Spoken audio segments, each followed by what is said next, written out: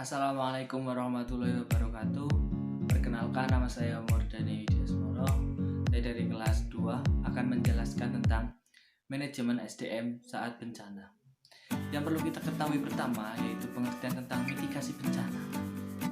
Mitigasi bencana adalah serangkaian upaya untuk mengurangi resiko bencana baik melalui pembangunan fisik maupun penyadaran dan peningkatan kemampuan menghadapi ancaman bencana.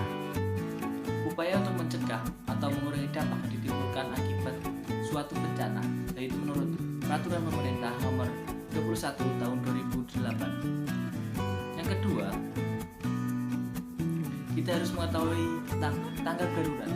Tanggap darurat adalah serangkaian kegiatan yang dilakukan dengan segera pada saat kejadian bencana untuk menangani dampak buruk yang ditimbulkan, penyelamatan dan evakuasi korban, harta benda, pemenuhan kebutuhan dasar, perlindungan, pengurasan pengungsi, penyelamatan, serta pemulihan sarana prasarana.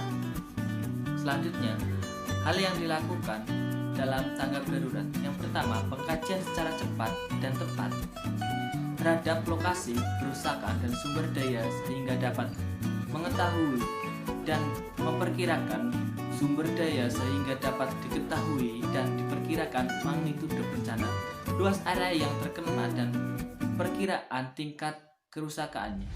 Kemudian, penentuan suatu keadaan darurat bencana. Yang terakhir, penyelamatan dan evakuasi masyarakat terkena bencana.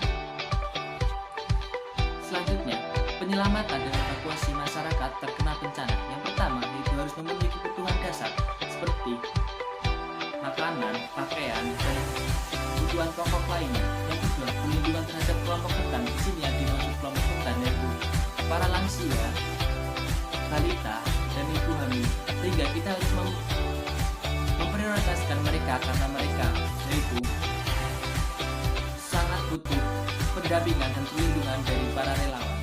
Selanjutnya, pemulihan sarana dan prasarana vital sehingga kegiatan masyarakat dan kegiatan aktivitas di lingkungan dapat berjalan dengan normal. Selanjutnya, penanggulangan bencana.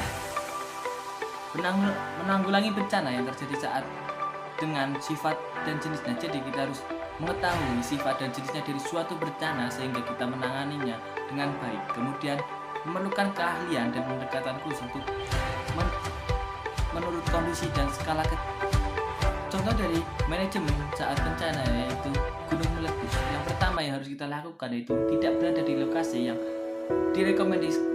direkomendasikan untuk dikosongkan. Yang kedua, tidak berada di lembah atau daerah aliran sungai. Yang ketiga, gunakan masker atau kain basah untuk menutup mulut dan hidung. Kemudian, gunakan kacamata pelindung, jangan memakai lensa kontak. Kemudian, hindari tempat